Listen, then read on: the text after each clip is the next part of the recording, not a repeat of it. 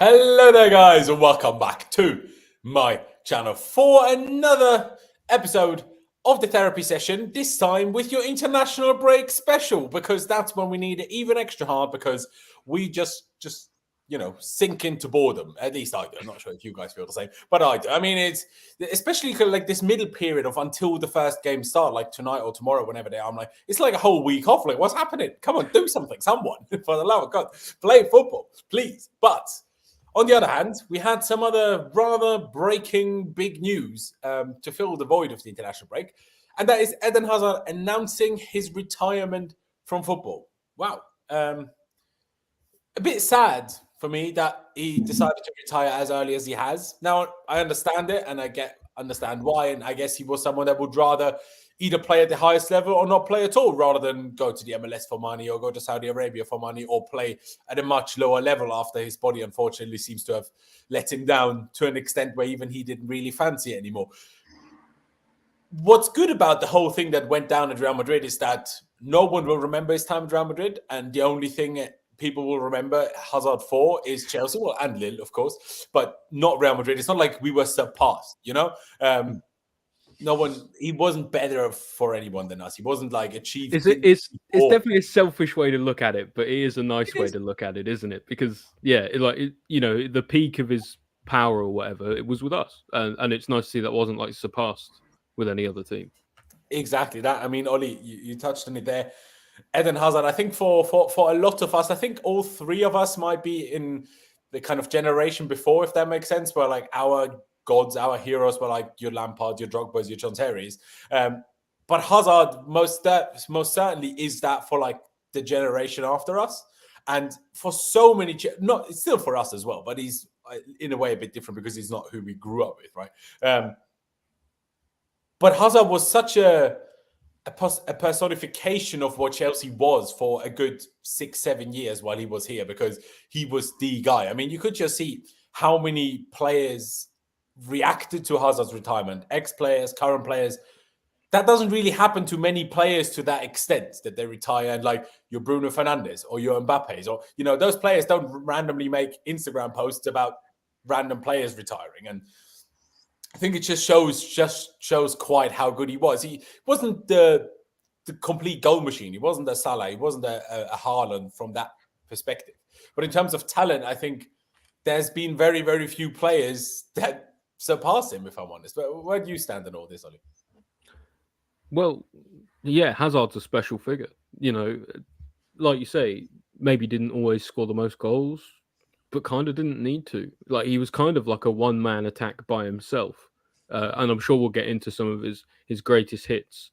So we won't touch on it here, but there were times where it was just him, basically. And, the fact of the matter is with Hazard is that there was a point in the footballing world where there were things that he could do that nobody else could. And I think that is probably the biggest praise I could give to him, because he was just, and nobody could work out how he could do it either. He was just magical. And I would just wish him a really happy retirement. Exactly. I couldn't have said it better myself. I mean, like you said, one-man attack, they doubled up on him, they tripled up on him. Man United man-marked him. Now, to be fair, that kind of did work a little bit. That did keep Hazard quiet. The infamous Ander Herrera game, yeah. Yeah, the Herrera did do a bit of a job on him, I can't lie. But in general, that just shows the player he was. Like I said, they doubled up on him, they tripled up on him. It didn't really matter. Like, he destroyed them anyway. I will always, and I think genuinely always, have a bit of remorse or sadness in me that I'm like, I just wish we gave him a better team, because what we could have done with Hazard and a few other better players, not that the rest of the team was always awful, of course it wasn't, but if it wasn't Willian all the time, or if it wasn't Pedro past his prime, I know he joined us at like 27 or 28, but he was still not the same Pedro he was anymore in his peak at Barca. He only had Diego next to him for like 2 seasons. Otherwise, he didn't even have a striker next to him. It was a mess. That's the only sad thing. But otherwise, like I say, I found it really nice how the other day, when of course the retirement was announced, obviously certain Liverpool fans and a few other people on Twitter tried to take it, he's not as good as Salah. I didn't really pay any attention to that, because I'm like, who cares, right? What these people have to say. But I did find it wonderful how many people just spoke so highly of Hazard, and like, I don't know, it's just a bit of a bit of a nostalgic moment. Chelsea haven't been in a great spot for a little while, and just to think back to those times was good. Charlie, when you think about Eden Hazard, what comes to mind? And what comes to mind now that he's retiring? Like, do you feel that same almost sense of remorse that we couldn't give him more, or is it purely like the happiness of what he did give us? Well, I think he won everything at the club other than the Champions League. So I think we did pretty much give him as much as we could. Yeah, it would have been nice if we could. It's a shame that we won it a season before he came. Yeah. Yeah, I mean, look, I think we did our best with him. We gave him the platform to perform. Yeah, at times, that he didn't have the best team around him on occasions, particularly that last season with us. He pretty much carried the team single-handedly, and then obviously signed off in Baku with a couple of goals in that Europa League final. But look, I think it's one of them that we knew this was coming, but you're still a little bit shocked when the announcement comes, because you kind of knew over the summer, is this guy really going to sign for another team? He obviously would have had offers, but obviously no offers that he thought were suitable for him, or ones that gave him that desire to want to go and play more. We know that he wasn't the best trainer. He probably didn't look after himself in the best way, but that was him. He just enjoyed football. He was never one of those guys that was going to go and do the ice baths in the early hour of the morning, getting up, doing his stretch. And he was a guy that just did the bare minimum in training. And then he would turn up on the weekends and deliver. And people didn't mind that too much, because you knew you'd get output from him on the weekends. I'm not surprised that his body's given up on him a little bit, potentially, because he's played a lot of football from a young age. He started 17, 18, whatever. Carrying Lille to a double in France as well. And then at 29, by the time he left the Premier League, he'd been battered and kicked all over the place. So it's hardly surprising that an early end was coming. I mean, I'd rather him retire now than it would be nice to go and see him maybe do an MLS or a Saudi or whatever, but he hasn't got anything to prove. So there's not really much point in that. But I still think, for me, the most talented player to ever put a Chelsea shirt on, and probably the most technically gifted player we've ever had at the club. The things that he could do with the ball that no one else could. His dribbling was just unbelievable, next level. The things he does with the football were just incredible. And he's sort of, at the time, he didn't really appreciate it as much. But then when it's finished, you're like, shit, maybe I should have appreciated that a little bit more and enjoyed it, because obviously these moments aren't here. They're not here forever. And obviously, you referred to the Salah thing, in terms of output, no debate about it. Salah's output is greater than Hazard's, of course it is. But in terms of what can be done with the football, Hazard can do things with the ball that Salah can do, but Salah can't do things with the ball that Hazard can do. It's as simple as that. There's very few players that can do what Eden Hazard can do with a football. And that's why you see such an outpouring of love and appreciation towards his talent and his skill from not just the Chelsea community, but, pundits that are affiliated with other clubs, other players that have played for other teams. Because at the end of the day, when the talent's there, you have to appreciate it. And he's been an unbelievable player for us. And it's a shame that we couldn't have got a Champions League with him, but I think we had a pretty good run to get sort of 7-8 years out of him, to then get 100 million quid plus with 1 year left on his contract. I think it all worked out pretty well in the end. We must say, but yeah, I mean, it worked out pretty well in the end for us. So yeah, I think he's one of them that could he have had a better career? Yes. Could he have been more professional? Yes. But if he'd been more professional and done those things, that wasn't him. He was just enjoyment of playing football. He just that was it for him. He wasn't he wasn't that fussed about. Obviously he looked after himself and he was fit, of course, but he could have been in better physical condition. He could have done more work on the training pitch, but that wasn't him. And, he delivered on the pitch. So, and that's all that matters, really. Yeah. And you know what? When people talk about him versus Salah, it's not even a slight on Salah. Salah's an unbelievable player, right? Unbelievable goal scorer. Hazard was just something ethereal, just something totally different, out of this world that we just never have seen before and probably won't ever see again. There was a point in time where Hazard was considered in sort of you had Messi and Ronaldo, two people who people consider to be the greatest of all time ever, right? And then people were only considering Hazard as more or less in a tier of his own below them. Maybe with Neymar, maybe with Salah at times, maybe with someone like Alexis Sanchez when he was really good. And it was that kind of core of people. But none of those players, still not even a player like Neymar, could do what he could do with the ball. So he was just something else. And I don't think we'll ever see anything like him again. I really don't. No, he was, exactly. I mean, for in terms me, of he was. go on. Sorry, man. I was going to say he was good enough for me to win a Ballon d'Or. Like that, I think Joe Cole said it. That one that Luka Modric won in 2018.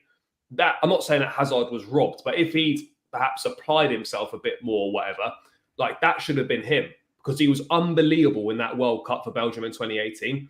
I can't remember if he'd gotten a little bit further in the World Cup, honestly, Yeah. I think it would have. It may that well was- have been talking about it. Yeah, The problem was obviously that Chelsea's season that season wasn't great. Yeah, Like, we came like 5th, and okay, we won the FA Cup, but we went out quite early in the Champions League and everything. But he had like his best season ever for us, didn't he? More or less. But the season after, because World Cup was 2018, right? So true, the World Cup was after Conte's second season. Yeah, that's true. Although I suppose it's difficult, isn't it? Because Ballon d'Or's not done on it's not done on the football season. It's done like on an annual basis. So I don't know. They did it then in January 2019 or whatever. So it certainly was in the conversation. And if Belgium beat France in that semi-final, and they could have done, they were the better team in that game. But a few certain individual teammates of Eden Hazard kind of let him down a little bit. Now, who knows if they win the final or not? I reckon they do. And if they win the final, and he was already the best player, he might win the Ballon d'Or even if without having the greatest season outside of the World Cup. You never know. Absolutely. I mean, you touched on it there in terms of what he could do with the ball. Other than Messi, and you touched on it, maybe Neymar, there wasn't anyone that could do the things that Hazard could do. Even Ronaldo wasn't that type of player. Ronaldo was other sorts of godsend, obviously, and was above Hazard in every other metric other than what he could do with the ball, in my opinion, in terms of dribbling. I know you could talk about early Ronaldo at Man United, but it was still different. It was still different to Hazard. I mean, just look at the times now. We see I don't know, Madueke or Sterling have a game with like 6 dribbles and we're like praising the living daylight out of him. And then you look at Hazard and he had like 15 a game. 15 games of 10 plus dribbles per season. And it's just insane. Like the dude was just a different sort of level. It was absolutely unbelievable. I mean, I've brought up the Chelsea post on I think the Instagram one was the best one because they did give it a proper long old caption to it. And I really enjoyed it. I do have to give a little bit of credit to the new, maybe I shouldn't say new ownership because it's not like Iqbali and Boehly decide what's posted on Instagram.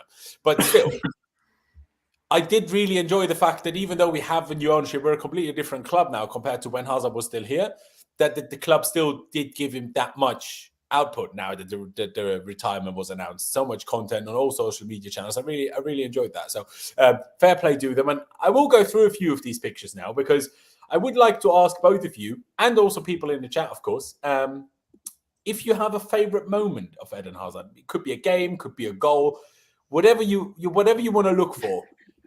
I'll start with you, Charlie. Do you have a standout one? Obviously, if you don't have one standout one, mention a couple. But it's because for me, it's actually really difficult to pick one because there's so many that stand out for so many different reasons for me. Yeah, there's quite a few, but I think 2 that stand out is one, the Carabao Cup goal at Anfield.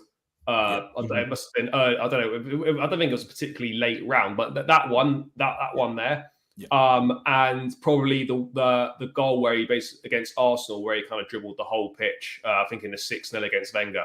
No, it was 3-1 on the Conte. Oh, was it 3-1 on the Conte? Oh, I got that one. So those 2 probably. The Anfield one and the one against Arsenal, probably the main standout ones. But there's loads. Yeah, there's tons. Absolutely. Ollie, what about you? I'll go a bit different. I'll because Charlie's touched on like moments that we're talking about, like how good he was as a player, and we all know that. I think it's also just look at like how he was as like a person. So like the 2 moments that stand out for me, I don't know if anyone remembers this. It's a really old clip, I think, but there's one where he's pretending to do like an impression of Raheem Sterling in training. It's a video of it, and it's really funny. And then the other one is it was at that award show, and they tried to get Branner to feed Branner a line, and Hazard just lost it with how funny he found it in talking. And I think that kind of spoke to what kind of person he was and how much he was liked amongst the squad and everything like that at the time. And he was the sort of character he had of being a bit of a joker as well, like kind of fed into this sort of genius jester magician type character. And I think exactly what you're touching on now is why he got away with being the way he was in like training and stuff, because he wasn't like that in an arrogant way. He wasn't like, I'm so good, I don't need this. I don't need to tie my laces. I don't need to just wanted to enjoy it. Yeah, exactly. But he was loved by everyone. Like, he was just best friends with everyone. Like, I touched on, I saw a post by Lee Parker, one of the guys that works for Chelsea TV, and I'm not sure if he's still stadium announcer, but he was for a while. He's a stadium announcer, yeah. There you go. And he put out a post on his social media saying that the day he had his first day as Chelsea stadium announcer, he was obviously nervous. You know, I would understand. You'd be nervous if you're a Chelsea stadium announcer for the first time. And apparently Hazard was just sat in the dugout and just constantly like making him laugh, kind of helping him over the nerves. And I think in terms of touching on things like you just did, Ollie, I think that's another good one to mention. Or that very famous Chelsea TV interview where he kind of just took over, I think, from Lee Parker as well to do the interview, and then interviewed like Willian and Diego Costa turned up as well. And, you know, it was just beautiful. I mean, you've both mentioned very, very, you know, standout moments for him for sure. For me, I think I'm more going to take it from a slightly more personal note, because that FA Cup final in that, you know, year we were just talking about, 2018, under Conte, when we won that cup final against Manchester United, it wasn't a great game. But I was at that cup final. I was at the cup final the year before as well that we lost to Arsenal. I was fuming. And I went the year again. I was like, nothing worse than losing a cup final. I've also been to a cup final since then that we lost. So don't like those ones. But that one against Man United, we were poor. I mean, we were poor most of that season, or at least from January onwards. It was a mess. We lost 3-0 away to Newcastle a week before that cup final. And Hazard kind of just won it for himself. He won it for us by himself, really. Like, he won that penalty, got fouled by De Gea, took the penalty himself. Sure, the defense had to make sure we didn't concede. But for me, that was just such a typical Hazard at Chelsea moment where I'm like, we're kind of dreadful. But Hazard kind of just pulled it out of the bag and won us a trophy. I'm not saying he necessarily always did that in finals, but because we were more successful in leagues, if you want to think about it that way, with while Hazard was here. Sure, the Europa Leagues, but I'm sorry, I never give to Europa League too much. Like, oh, okay, won Europa League, brilliant. But yeah, I mean, it's still P-Tech. But yeah, that's what I'm going to pick. And also, first season, I can't remember who it was against. I'm sure one of you will know. When he hit it with his weak foot from like 30 yards, 25 yards maybe, and just put it top bins. Was it? And I'm like, it wasn't Stoke, was it? It might have been Stoke. It might have been Stoke. Or team like that. I can't remember. It certainly had a red and white striped shirt. Could it have been Sunderland as well? Maybe. Sunderland were in there as well, but he scored a similar goal for Lille, if I remember rightly. Exactly. I hadn't actually seen that goal for Lille until now that all the videos came out. Yeah, I only seen that where I actually, oh yeah, that's quite similar. I didn't realize he'd done it before. And it was just even further out. Like, how many players do you see do that with their weak foot? When like the interesting thing is as well is like he never really he was on like some free kicks and stuff, but he never really scored from outside the box. But like it wasn't because he was just like a tap-in merchant or a poacher or whatever. It's like he would create the chance, make the chance from outside the box, then get inside the box and finish it. It was unbelievable. Yeah, no, exactly that. But I mean, how many players do you know of that have two absolute screamers with their weak foot from like 30-odd yards? Like, how many players have that, especially ones that aren't exactly known for long-distance shooting? It's ridiculous. He has more long shots with his weak foot than he has with his strong foot. It's mental. Absolutely insane player. Absolutely insane player. Well, one last question I have for you boys before we move on from the topic of Eden Hazard. Now that he has now retired, do you think we should have brought him back for a season? No. I'll start with you, Ollie. Okay. I think as like a victory lap, it wouldn't have been like a bad idea. You could bring him back for a season if his plan was kind of to retire anyway. That's what then like he could, do this season for a season, obviously then the fans get behind him and they get behind other people. I think the thing is probably that he knew that he probably wasn't good enough necessarily to carry on for us and eventually sort of carry on at all, I guess, which is why he chose to retire. So I like to think that if Hazard had come back, it would have been great, but at the same time, it may well have sort of tarnished the legacy a little bit. Like people say, like don't watch your heroes get old, and that's kind of where I would feel about it. It's like it wouldn't have been a bad idea for like fan sentiment, but I feel like it might have in the future made us think like, we kind of just would have preferred if he didn't. Yeah, it's a weird one, isn't it? Because the big question that we wouldn't have, or that we don't know the answer to, is how much would he have played? Yeah. Exactly. And do you know what the thing is we don't know that because he either comes in and he does really well for us and like he just, like he never left, and then, he starts every game and maybe he stays longer. But I guess the thing is just the risk, I guess, was too high. It also wasn't what the owners are trying to do. What I'd really like to see from Hazard now that he's retired, I'd love to see him back at Chelsea in just like any capacity, just working for the club, with the club, around the club in any capacity. Like, I can't remember, are his kids in our academy or something, or they might have been once or something. I can't remember. So like he's got links back here. He loves London. Like it seems to me like he could come back, live in Chelsea, so live in and around West London, and basically just be a king of the streets anywhere he went. Exactly. I mean, there was this story a couple of months ago, wasn't there, from this Spurs fan that somehow ran into Hazard somewhere in London where he was out with like his whole family, all the kids, and apparently he was out just wearing Chelsea shorts. And I'm just like, this is just amazing. Like, big up you. I mean, like I touched on, in terms of how many games did he play, because you said only he maybe knew that he wasn't good enough anymore. I don't think for Hazard it was even at Madrid a case of not being good enough. I think it was just his body broke down is what I'm more meant. Like, could he stay fit?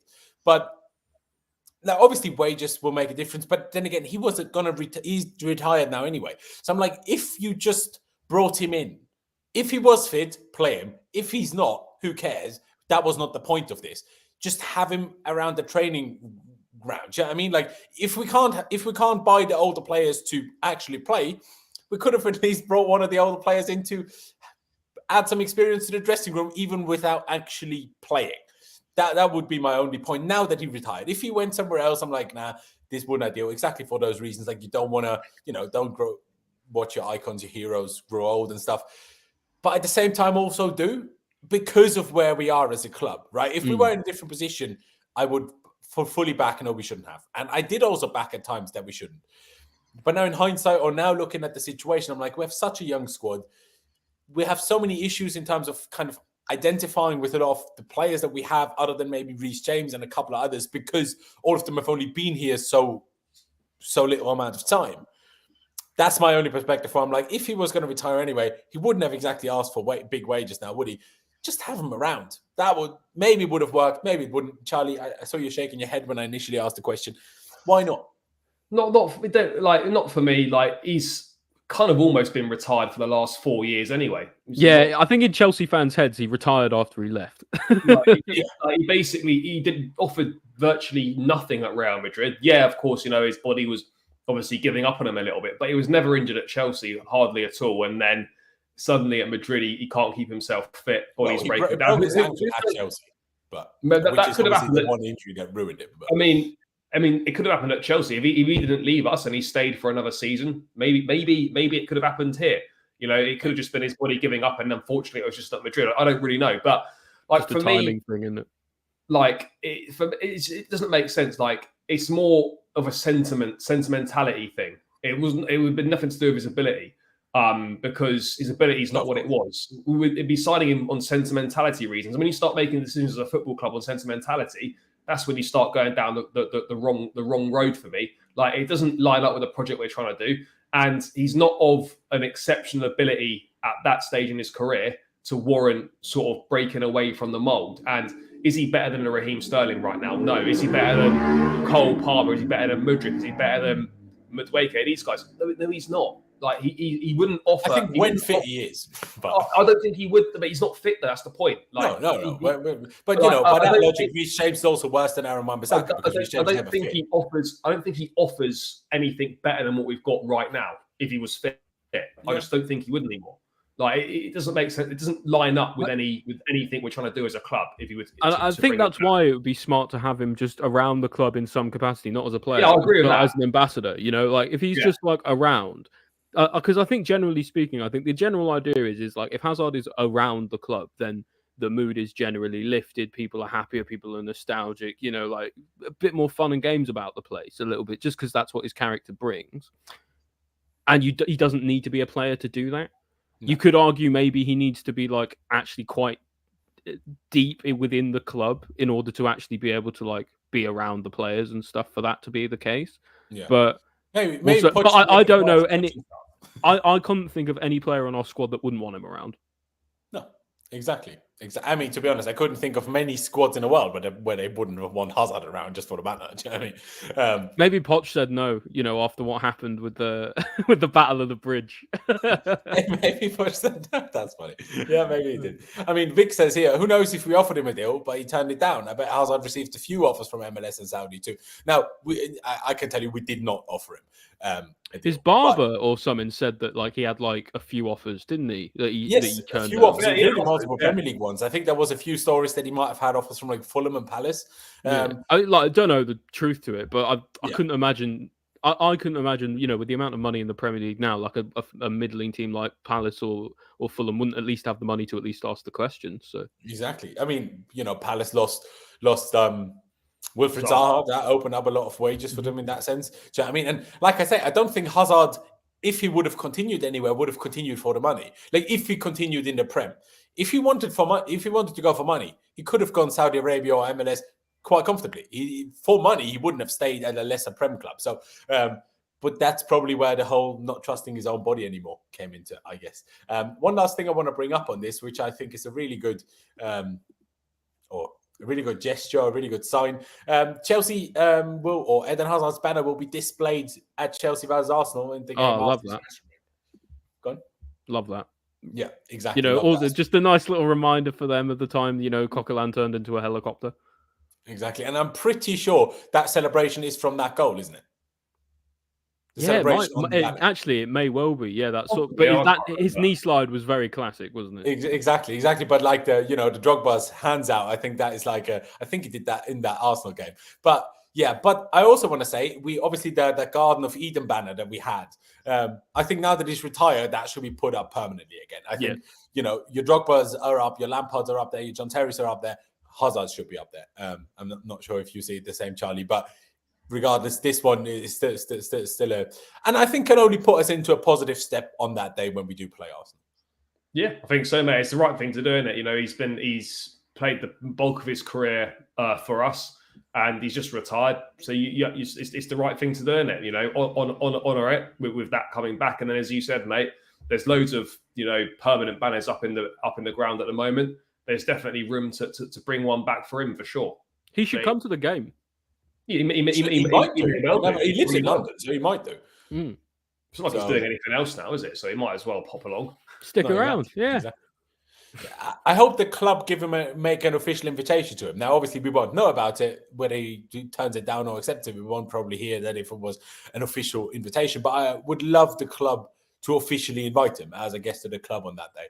That would be. I mean, to be honest, I think we should give him a bloody honorary season ticket or something. But a statue probably. Yeah, I mean, we're building 2 lions outside the bridge. We might as well put a Hazard one up. Would either of you say no to a Hazard statue? I wouldn't. No, but then the only problem is if you start with the Hazard statue, who else? Who else do we build a statue? Yeah, but in isolation though. Yeah. No one. Is he on the wall outside the bridge? Does Hazard have an image on the wall yet? Or no, I don't think he does. No. Then that needs to happen ASAP. Because that it's a bit disgraceful that it hasn't happened already. If there's one thing that the club currently do quite well though, is they understand marketing and fan sentiment quite a lot. So I have a feeling that the sorts of things we're discussing, something will be done. I agree. But yeah, one last time, thank you, Eden Hazard. Thank you for a wonderful career. Thank you for incredible moments at Chelsea that I think most of us, all of us, will cherish and remember forever. But yeah, it's unfortunately time to move on as a football club and as football, but also talking about something a lot more negative. I wanted to initially play just the audio file that was released from VAR Gusto sending off. As you can see, it's now been disabled because the Premier League are like, we don't want this all over social media. So we can't do that, but it had too many Premier League live images anyway, so it probably would have got me copyrighted regardless. But I'm sure you've seen it. I'm sure most of you watching have seen it. I don't want to necessarily go focus too much on the VAR Gusto VAR situation specifically. I want to focus on, or just have a little bit of a discussion about VAR in general, because this VAR Gusto one, just to talk people through it, I mean, you can kind of see it on screen anyway. On-field ref initially said no foul, which, okay. Then VAR wanted it reviewed. Well, first, then they all agreed, it needs to be a yellow. Then the ref gave him a yellow. Then, the VAR ref, as you can see, buckling ankle. they showed him a specific moment. He's like, this is the moment I want to show him. Which that's my kind of issue with it. But my main problem is I didn't necessarily, and I didn't at this time, and I don't now, have the biggest problem with this being a red card. Not because I don't think it shouldn't be, because I don't think it should be, but because I've seen enough football over the last few years that I knew that would be a red card. And that any ref would tell you that's a red card. They don't care if you play the ball first. If you hit the man on the leg, studs up, above the ankle, you're getting sent off. That's how it's been in football for many years now, and I come to expect that. What pisses me off is when I then see Mykhailo Kovacic pull off 2 worse tackles 2 weeks later, and on both occasions not get sent off. And then I hear Howard Webb say, yeah, the ref didn't want to, have too much impact the game too much. I'm like, excuse yourself. You're not supposed to not impact the game. You're supposed to follow the law. And the worst thing is, I'm not sure if you guys have seen that, Mike Dean and Paul Merson. Yeah. Mm-hmm. Yeah, they're just shouting back and forth at each other. And rightly so, to be honest. Because Mike Dean is sat there like, yeah, well, the law of the game has to... Yeah, but no, you don't pay attention to the law of the game when you fancy it. So don't now come out and say, like, because Mike Dean was the one who said he didn't want to send, what was it, Michael Oliver over to the VAR screen because he was his mate. Exactly. Taylor. When he pulled Taylor, hair, or was it Anthony Taylor? Which one of them it was? When the Marc Cucurella hair pull happened. Exactly. That's it's ridiculous. How can you say you have to stick to the law when you decided, feel bad for my mate. He's had a bad game, so I'm not going to send him to the monitor. This is a piss take. And like I say, then Howard Webb saying, didn't want to get too involved. Howard Webb is in charge of the refereeing association. he literally has to be involved. He can't not be involved. He's the head of the organization. Such a joke. It's such a joke. And it's weird because VAR has gone so bad that I almost don't even care about how bad the refs on the pitch are anymore, because I'm like, anything that the ref, like normal things that they get wrong, I don't know, an offside in their own half, a stupid one, or, a silly small little foul, or, I don't know, too much injury time, or not enough injury time, or calling the whistle too early like he did at halftime for one of the Chelsea games recently. Doesn't even matter, because the VAR mistakes are so drastic and so extreme, and there's such a lack of consistency. Again, how can a worse foul by Kovacic twice in the same game not lead to a red card? But Curtis Jones and Malo Gusto, on both occasions, getting the ball first, get sent off. Like, it just boggles any sort of explanation. And I mean, that specific Kovacic example, my guess is, and I saw someone put this on Twitter, and I wholeheartedly agree, is Kovacic isn't a stupid bloke, and he knows that after last week's fiasco with VAR between, was it Arsenal and Liverpool, or Spurs and Liverpool, wasn't it? With Diaz's goal that should have been allowed or whatever, he knew that everyone was going to be watching the biggest game of the weekend. Like, we're going to be watching the referees like a hawk. And so he knew he'd be able to get away with stuff. But don't you think that before exactly that reason, you would have assumed that VAR will take even extra care to make sure they take the correct decision and not make another mistake? That's what I would assume. You would assume that, but I would say no, on the basis that they don't want to be seen to be interfering in the biggest game of the weekend and ruining another thing and like making it all about VAR and basically just trying to keep the spotlight off themselves, which is the wrong thing for them to do completely. And the problem is when we have these issues with referees and stuff, especially around the VAR issues, first of all, before anyone gets all screwed up about VAR, the technology, we've got to understand VAR as a tool, right? Being upset at VAR is like being upset at a hammer when you bang your thumb, right? So you are the problem here. So you got to understand it's the people who are using VAR who are causing these mistakes to be made. There's too many people in the VAR control room. As I don't know anyone else who heard the Gusto VAR audio, but I heard it as well. It seemed like there were too many people in the room. And then what happens is when mistakes are made, there's a conceited effort to cover it up under the guise of sort of like trying to protect each other in this sort of mates culture that exists in the Premier League. And not in the Premier League, across all refereeing. And the problem is actually that leads to more abuse of referees in the long term, because when people hear that, referees have got this wrong and that wrong and that wrong and whatever, and there's no accountability and nobody's sort of heads have rolled for it, and there's no even punishment, nothing happens, right? When these big decisions are gotten wrong and it affects games.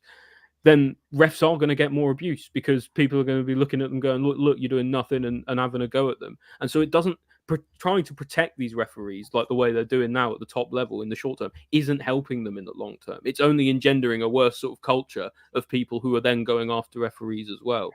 I also think it doesn't help that referees shouldn't be VARs. It's a very different skill set operating a VAR and being a VAR than it is to being a referee. You shouldn't, if you're reffing, like a referee for me shouldn't be the VAR. This needs to be like people like with that, specialist people to come in and operate it, because it's a totally different skill set to refereeing a game. It also shouldn't be people that are colleagues of the referees either. Like, because you then get a situation on the VAR where you've got a situation where you'll have a senior referee like a Michael Oliver and Anthony Taylor or whatever, and you'll have a junior sort of referee or a junior person on the VAR, and they're scared to call out something wrong or a mistake because they don't want to undermine senior people above them. That is a massive problem. They're scared to do. They're scared to do that. And Hardware will say that's not the case, or whatever. That is absolutely the case. They're scared to undermine this. So for me, you have to have a situation where it is external people operating the VAR, no relationship to the referee, no nothing like that, or you get officials in from other countries to do it, which is where there's no link between the referees. There's no relationship. I think that's the key thing, because you've got other countries that use other referees. For example, and UAE, other countries just don't seem to have the issues with VAR like the Prem does. They do have some issues, but not like us on a regular basis. That's what I'm getting at. Like, it just seems on a weekly basis where the way we're doing it in blunder after it's major, but it's major blunder every weekend. For me, I sympathise with referees in terms of I can accept a mistake when you get one look at it for a split second. What you cannot have is human error on the pitch and then human error off the pitch when you've got every single possible angle to look at this, and you can spend as long as you want within theory to do it. And another thing as well, when you listen to the audio, not just the Gusto one, but other audios, like no one's taking control. Nobody's taking responsibility in that moment. The VAR room. It's absolute carnage. There's no calm heads at all. There's absolutely nothing. Like, you've got the VAR, and then you've got an assistant VAR as well. So if the VAR guy gets it wrong, the guy that controls the replays, he's talking as well. Yeah, it's absolute carnage. So for me, like, I can't see this changing until you get specialist people doing the VAR, and it's as simple as that. Specialist people doing it. That has to be it. You cannot have referees doing the VAR because it's a very different skill set. And you, as I said, you get people that are scared to undermine senior colleagues, and they let things slide. They won't put them to the screen or anything like that. We just had it confirmed by Mike Dean. That's just one instance. Now that he's confirmed that, think how many times that's probably happened. Yep. Since VAR, the technology's come in. That's probably happened hundreds of times, and that isn't right. At the end of the day, you have to get to the right decision, and there should be no wrong decisions with VAR. But there is, because we've got idiots operating it. Until we get better officials, and whether that means officials coming in from abroad or what we can do to improve the quality of our officials, then nothing's going to change. I agree. And you know what, as well, is the other problem is there's no fail-safes. That at the moment, there's not a situation. So there was a lot of talk after specifically the Liverpool Spurs Diaz goal situation of why they didn't just go back and sort of retroactively give the goal anyway, or let Liverpool score, or do whatever, right? And it almost seems like there's systems in place to almost counter that being a thing. And it just seems that it seems silly to have a scenario where underlying all of the ability to make everything else run as smoothly as possible, you don't have someone who can manually walk onto the pitch, or have the referee walk over to the side with a big microphone and go, sorry, mistake's been made. This is now what's happening. And we all move on mid-game, so that we don't lose anything in the mid-between. And we don't always have this furore afterwards because it's sorted out within the realms of the game itself. What I don't understand is why people are so scared to we it's the protocol. We can't break the law of the game. I tell you what, it would have been far less embarrassing for VAR if they just said, look, guys, stop the game. We're going to give the goal. I know we're not supposed to do this. Just stop it, give the goal, and then it's still a little bit embarrassing, but at least you've realised and we've corrected our mistake. Exactly. They're saying, "Oh, we're breaking the rules if we continue play." Well, you also broke the rules by not giving the goal. No, so, and the thing is as well is because after that happened, by the way, in our Chelsea against Burnley game, we had kicked off after I think it was the third goal, Sterling's third goal when Gallagher passed it to him. Burnley had kicked off again already at 3-1, and then they interrupted play, even though kickoff had been taken, to check if Sterling was offside, which tells us that what Mike Dean was trying to tell us about last week when they couldn't, stop the game again because it had already been restarted is a complete lie. So either they broke the rules this time round, when against Burnley already took the kickoff and then they went back to look at it, they interrupted play again, or they were lying the week before. One of the two cases was wrong, and that's what it is just spectacular. Miguel, I will get to your super chats in just a second. Let me just because I think, Charlie, that's the first and main thing that needs to happen, in my opinion. We need to separate refereeing from VAR. It cannot be that it's the same people. It's the 1 week Mike Dean is on a pitch, the next week or even the next day he's in a VAR office. That cannot happen. That is an absolute disgrace. They can't be friends. They can't know each other. But also, what I find so ridiculous is like, how have mid-40s men who have never touched a computer in their life, by the looks of things, are they now the ones judging things on a monitor? I don't understand. Use people that actually understand how monitors work. Don't have a replay guy. Have the replay guy learn the rules and make judgment of what he sees so he can control the replay himself. This is what I need to see. I'll go back a little bit. Have the dial in front of him, not a separate guy. And then you need to ask him, go back a little bit, go to the other angle. No, do it yourself. Train people to do that. And I know that wouldn't happen from one day to another, but we've had VAR for 4 or 5 seasons now. Well, if they started it from the get-go, we would have that problem solved by now. Long. Do you know what I mean? But the thing is, we don't help ourselves. We don't help ourselves. On the PC, that's the first thing he needs to be able to do. Then learn the laws of the game, because that's much easier.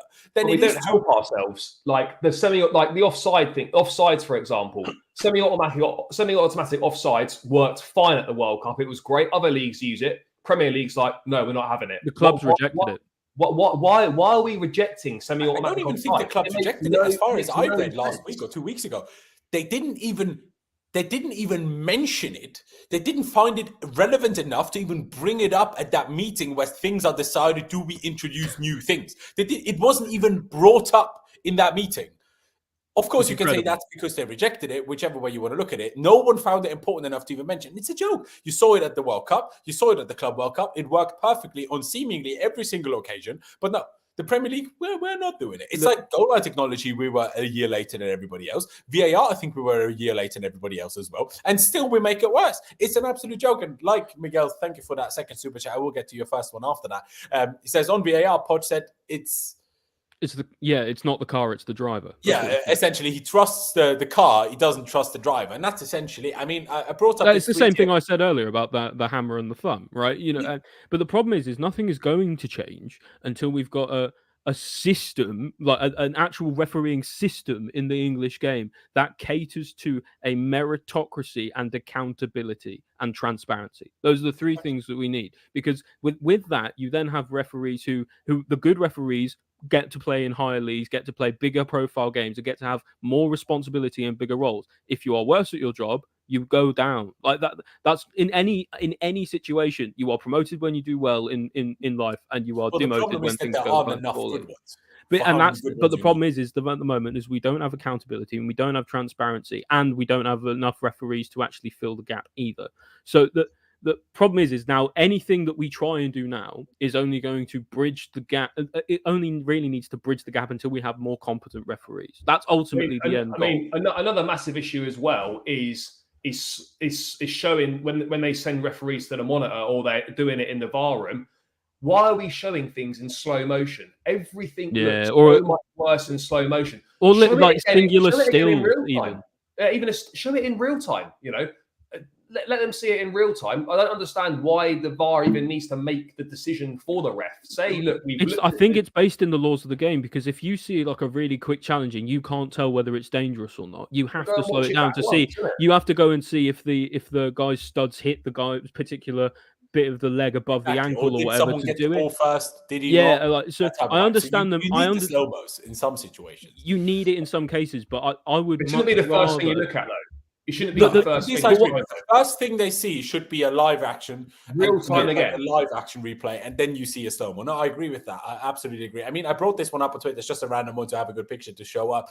I completely disagree with imposing 1 minute time. I think that's just got drama. No, there's no need written all over it because there's no need to do that. If it takes 10 minutes, let them just take their time and get it right. It shouldn't take 10 minutes, but we already heard the communication that they have now, right? Imagine they have a time limit. I mean, they will literally fall over their own fucking feet. Do you know what I mean? Like, absolutely no chance they can have a time limit, man. No. These people don't know how to do it with 24 hours in a day.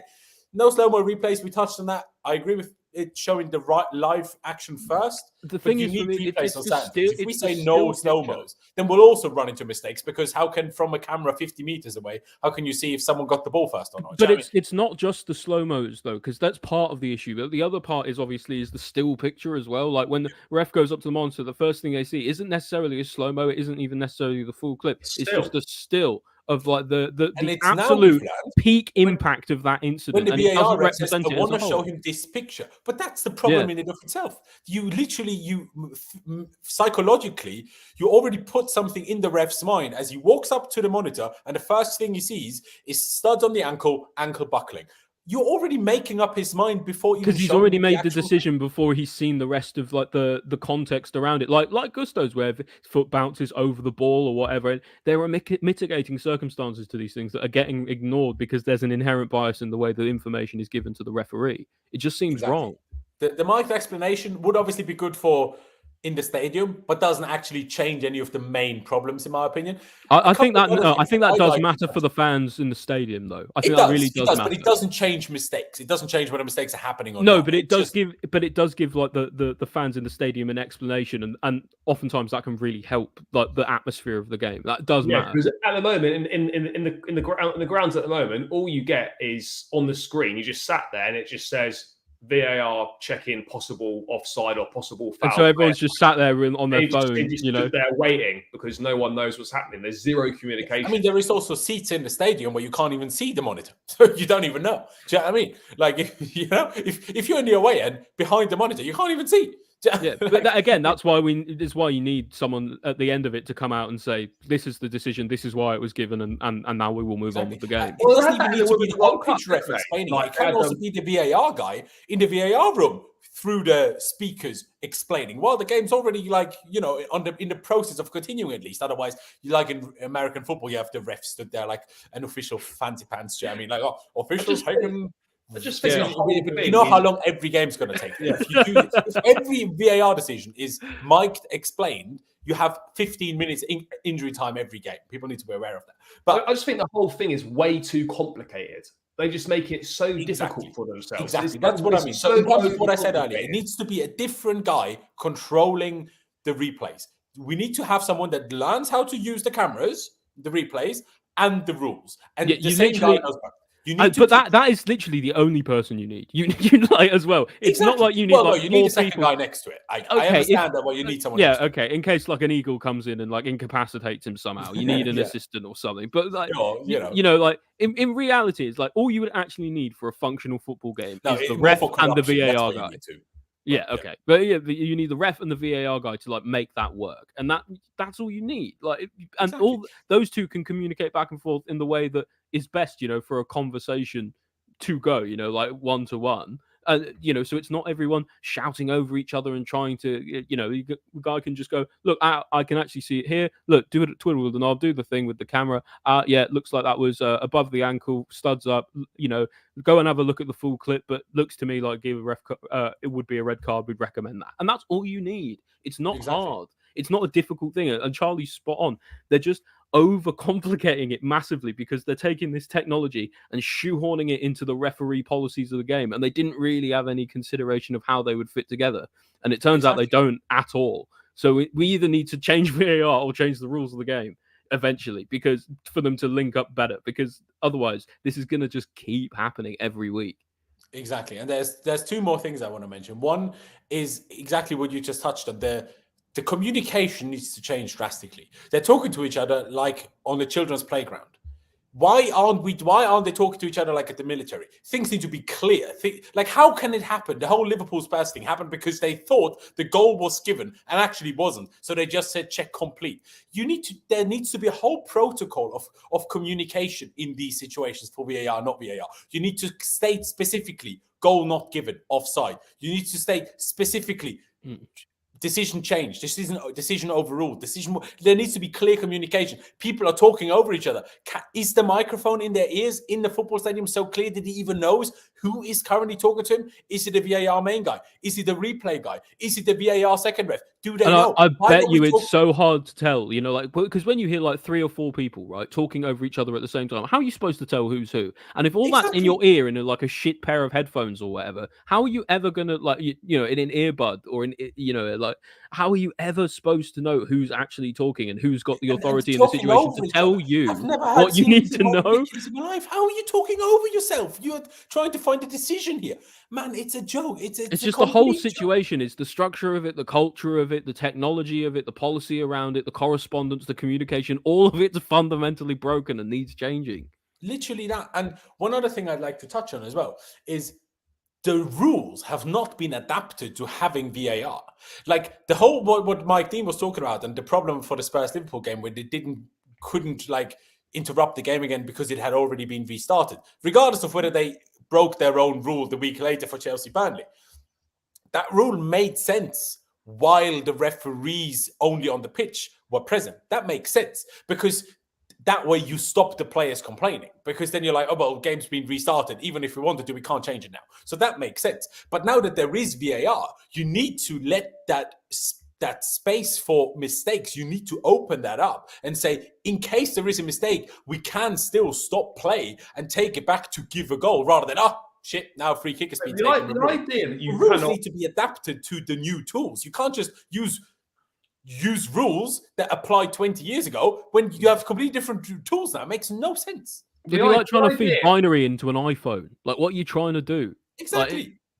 But the idea that you have a mistake like that, right, and you've realised you completely fucked it up, and this idea that you cannot go back and change it, you just have to watch it, you have to sit there and accept it and just let it happen.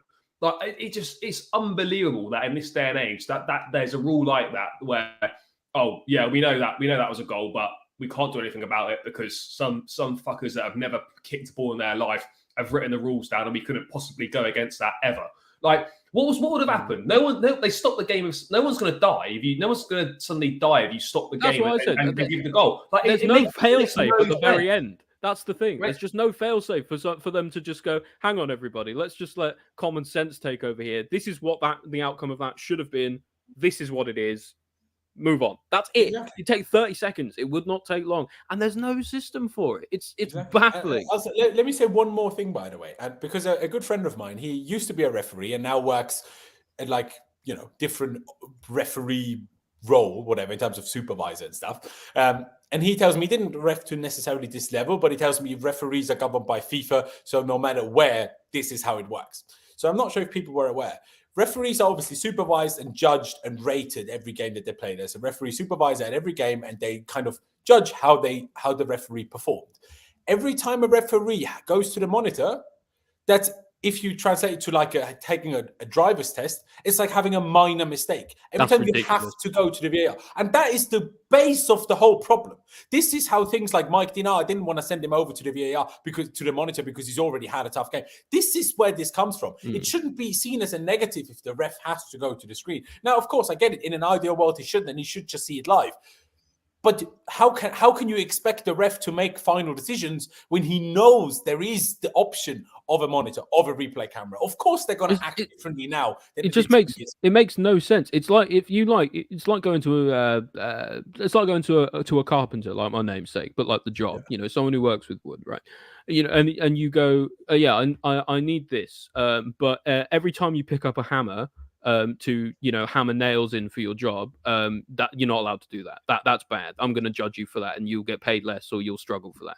Yeah, and it's like why are FIFA ratings and based off those ratings? They usually get Like, why are FIFA allocated actively the next games and stuff? So the question is just why are they actively inhibiting this? Like, why are they actively inhibiting the VAR itself? It's like the game is playing against itself. It doesn't make any sense. The laws of the game should be there to make the game better, and instead they're making it harder and more difficult for referees and whatnot. The laws at the moment aren't conducive to and referees suffer as a result because they just get constant abuse from everybody. So you need like something to protect them as well. You need like a zero tolerance policy of like referee abuse in the stadium, from the players at the club. Like we are getting a lot more yellows for dissent now. That's important. But the problem is that part of the cultural issue around this is referees feel that they need to protect themselves, right? Because there is no system to protect them. And so if we create something that can protect them, they won't need to, you know?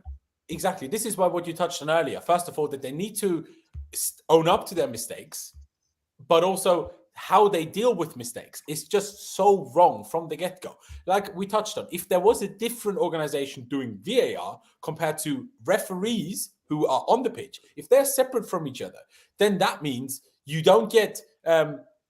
if the referee on the pitch makes a mistake and the VAR calls him out for it, then that's not one going against the other. But it's also not like Howard Webb saying, he didn't want to impact the game too much. If they were different people, they would arguably in moments criticize each other, but it would actually take pressure from the on-pitch referees. If you had a different organization doing the VAR stuff and also not being like negatively rated if you need the monitor, to take that out of it. And then if we have a go at someone, it's not even the guy on the pitch anymore. It's against someone who we don't know, because it's not going to be a ref that next weekend is on the pitch. No, it's someone who's never on the pitch. It's someone who's in the VAR room, and that's all they do, because that's all they need to do. People can't say, but you need to be a referee. No, you don't. If you need to be a referee, like a properly on-pitch trained referee, then you also need a player there. It's the same differentiation of as a linesman. Like there's a reason it's a different job. Because it just needs different things. Like you have to be a bit fitter. You have to be able to run up and down the line. You have to be able to understand and keep focused on very specific elements of the game. When looking at things like offside, of course, we've got, technology VAR now to help you, but regardless, but it should be a different job again. There's no, I think part of the problem is just like the technology is so new and the positions and the jobs are so new that there's not the training yet for people to do just that job. There just isn't the people for it. So, like, eventually, hopefully, this kind of splits. When referees get trained, they kind of almost split. Like, someone goes, I'm going to be an on-field ref. Someone goes, I'm going to be a VAR ref. But we're just not there yet. And so, for now, we just need to change stuff until we're at that point where people can do the specific jobs and do it right. Because you can't just shoehorn a referee into every single thing and just think it's going to make it fit. So we just need to do something that's going to bridge that gap in the midterm. It just, yeah. No, exactly that. And that's why I think the problem is, like, it's down to referees to change it, and referees aren't going to change it because they feel like it's attack on them. So you need to take this out of the hands to let the FA or Premier League or the FIFA as a whole, would be even better, take an overriding step on this, separating referees and VAR, because like we touched on a few times already now, the problem is that they don't own up to their own mistakes. They always try to, like when you have whoever they use, whether it's on Austrian TV, whether it's on English TV, whether it's on German TV, they always have their referee guys to bring on TV who they're then like, is this a mistake? And then whenever it's a mistake, it's like, it's probably a mistake. There's no accountability. Exactly. Trying to word it the nicest way possible just to make sure they don't throw their ref mate under the bus. That's their first priority. Never like the fair decision. Never accountability. It's just make sure you don't throw your mate under the bus. That's always the first priority. And that's why you need an independent meritocratic system, because if you allow those mistakes to go unpunished, then you just don't end up with any quality refereeing. You end up with what we've got now. They say they punish them, right? They sort of they're dropped from fixtures or whatever. You get dropped for like 2 games in the Premier League. Poor you. But it doesn't make them like learn from the errors they've made. There's no courses that they have just to have go a weekend on. off. That's what happens. You get you have a weekend off where you go and do a championship game, or whatever. Like that's not teaching you how to be better at what you fucked up with. No. Like that's the thing. Like if you're doing something shit and you're getting things wrong, these guys need to be retrained. Or... You need to do more work, not less. Is there VAR in the championship? Yeah. No, right? There is some grounds it is. Some, yeah. In the league, they use it. I'm pretty sure they do, don't they? Okay, I don't know. I don't know. To me, I think it's a problem in and of itself if refs jump between having games with and without VAR, because it's so different for a referee to, and I know they claim not to, and that's why they have this whole, it's like a minor mistake if you need the monitor. That's why they do it like that, because they want to keep refereeing. But it's a problem because it's different. It's not the same. And you need to act different as a ref. As a ref, when there's no VAR, you need to act super decisive. You can't let the players dominate you. You can't let players influence you. But when there is VAR, you don't have to claim every time you make a decision, I'm 1,000% sure. You can say, I think this was a foul, or I think this was offside as a line or whatever. But you know there is a fallback. And then you can just say, okay, I got that wrong. That's why we have VAR. Thankfully, we got the right decision. Move on. But when there is no VAR, of course the ref can't say, I think it was a foul. No, you have to, because then the players are all over you, and then you're gonna mess up the whole rest of the game. So problem is though, like it was meant to be for clear and obvious errors, but right now it's not doing it for clear and obvious errors. It's doing it for basically everything. Like it's almost re-refereeing the game. It should stick to what it was, right? Offsides and clear and obvious errors. Like, we don't need, I understand goals need to be checked, fine, but it almost feels like everything's being checked when you should just allow the referee to referee the game. And then error, right? That's the problem. Clear and obvious errors, like if it's like clear and obvious error, like, you know, not giving a goal when it should be a goal, fine, step in. But it almost feels like the game's being re-refereed from the VAR room when in reality it should be refed on the pitch. And if a clear and obvious error has been made, it's there to step in and say, look, you've made a mistake here. Go and look at it again. Because won't there then always be the problem of interpretation of clear and obvious error? Because Gusto got a yellow card. They turn it into a red card. Is that a clear and obvious error? I would say no. That's why you need to try and have the same group of people doing the VAR every week, so you get some level of consistency. Like, because otherwise, if you're chopping and changing, like, you're just going to get different. You're just going to get different opinions every week. Like, clear and obvious as a qualified referee should be clear and obvious. Like, it shouldn't change from referee to referee. A clear and obvious error is a clear and obvious error. Like, but it will, because, like, mate, you can't have the same two people sit in VAR room even if you change it up, because there's games at the same time. So we'd always have a few different people. It's impossible to only do the same guy. Also, like, you know, the guy has to go home at some point as well. But the problem is, like, also for me, another problem is, so we turn yellows into reds, but we don't turn fouls into yellows when it would be a second yellow card, which has the same effect of being a red. You can't a second yellow. So you can't look at it. Why? Like, surely VAR can't have. It's weird. VAR not being allowed to issue yellow cards is a mistake, particularly for a red. I'd even be okay if they said only second yellow cards. I'd even just recommend it. Exactly. Like, it's just a mess. I don't want to sit here and focus on this too much. I think we've all mentioned a fair few options that they can do to hopefully improve things. They will do none of them. I'll make that perfectly clear. They will do absolutely none of them, and we will have this problem for so much longer than we need. I already know there's a massive blunder coming in the Chelsea-Arsenal game next weekend. There's a massive blunder. You've read the script. I haven't read it yet. Yeah, I mean, I don't need to read it. Every weekend there's massive blunder in at least one game. I have a quick prediction question for you guys now.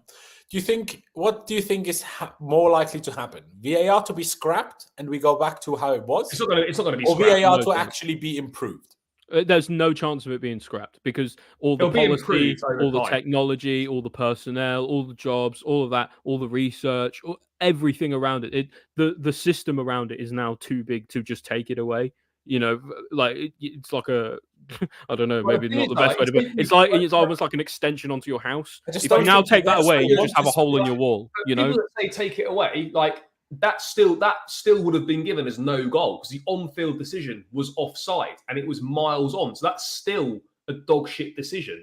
Like, but it's a more understandable decision by a ref. But it's not the line, seeing a screen wrong. But you know what I mean? Listening to what the decision was. Whether you've got the VAR or not, the problem is the standard of officiating is absolutely horrendous. Even in the Brighton game that we had in the Cup, Broja flagged offside inside his own half.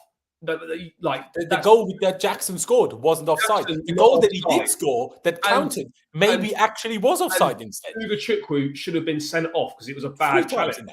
And, like, do you know what I mean? So people that say, I'll get rid of VAR, that doesn't make the refereeing. We're still going to get blunders because the quality of officials is horrendous in this country. I understand you're going to get errors. It's humans. You're going to get errors. But the whole point of having a technology is you eliminate the errors. But instead, or at least correct them. Most of them. We're getting more errors. Like, that's not the point of this. The point of this was to come in and eliminate the errors we're getting on the pitch. We're now getting errors on the pitch and off the pitch. And it's an absolute mess. And the thing is, as well, is like the stuff that VAR decides to check and not check, or like the stuff that gets kind of seriously considered and not seriously considered is a mess. Because half the time you see, like, maybe, like you say, they've got the camera angles or whatever. Maybe they're seeing something we're not. But a lot of the time, you can see on the pitch, you see something like Kovacic's tackle. You look at it and then you wait. And then they say on the commentary, VAR are looking at it, and then they go, "Oh well, the check's complete and there's nothing given." And you go, "How didn't they even They've checked it, they've looked at it, and they've decided there's nothing wrong there." But this is another problem: is that people are scared to ruin games like that. We all know Kovacic should have been sent off, but you can guarantee the geezers sitting in the VAR room are shitting themselves, so they don't want to ruin the games. It's like the big game. It's a massive game. It's a huge game. Arsenal, Man City, biggest one on the weekend. 2 title contenders. We do not want to ruin this. But how can you be trying to protect the integrity of the game by making incorrect decisions? Like, we can't be doing this where we've got referees that are scared to make the right decision because they don't want to ruin the spectacle.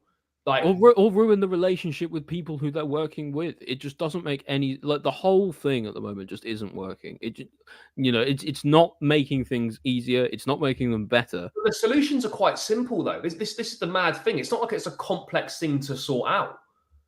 Like, well, I mean, we think that when we didn't have VAR, we thought bringing in VAR would fix it, and then that didn't. Whatever we fix, there will be new problems. I don't think we realised how horrendous the level of officiating in this country has become.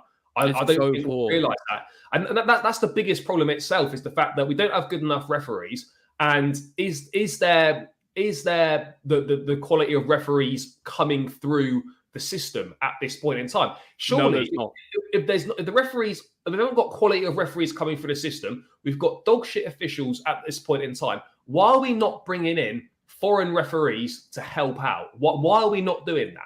My guess is because then the problem becomes communication, doesn't it? If any language barriers, but I also think it's a bit of a pipe dream to think that foreign refs will automatically be so much better. I think that's a bit of a pipe dream. But I understand, like, obviously, like, European ref, anyone who, like, so many refs have a really strong grasp of English because they need it for a lot of the games that they referee and whatnot. Because a lot of the players they referee can sometimes speak English. You might as well have had a Super League if we're taking refs from other leagues as well. Do you know what I mean? Yeah, and the thing is you're going to end up with a situation just naturally, because languages, accents, things like that, where things are different and people will get miscommunications and it will happen. Not saying it'd be any better than here. I'm just saying I don't think it will fix the issue of communication. It won't happen, but they won't do that either. The reason why I asked you guys the question of will it get scrapped before it will get fixed is not because I want it scrapped by any means.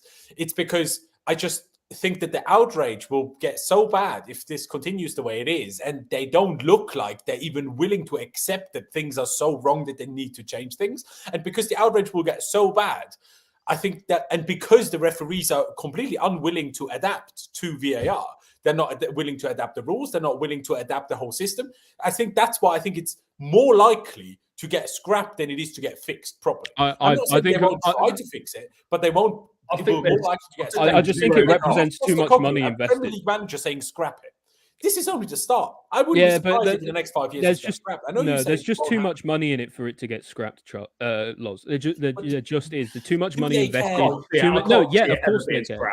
I can't see it ever happening ever. Because to the Premier League, all this means is saving money.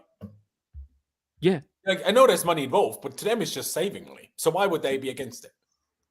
Well, because they're not saving it, because they've already spent. It's a sunk cost. They've already spent so much to bring it in, do everything they need to do for something that they publicly support as well. Can you imagine the egg on the face of the people at FIFA or the FA or whatever if they were to actually turn around 5-6 years after VAR was introduced and actually gone, no, we don't want it anymore? I think they will. Do you know what? At some point, they will fix it. It's just going to take quite a long time, I think. And I don't think they'll fix it much. I think that if they'll fix it 20%, and we'll still have most of these problems, and it won't bother us most of the time. I don't actually dislike Howard Webb. He's so much better than the previous geese because at least he's open and he communicates and accepts mistakes. Whereas the previous guy, I can't remember his name now, would just say radio silence, no acknowledgements of mistakes or anything. Like I do like what Howard Webb's trying to do, but I don't think he realizes how much work there is to do. At least publicly, he doesn't come across like he doesn't put it out. Yeah, he doesn't acknowledge it if he does. I think privately, he must know that this is an absolute shit show. He's not a stupid guy.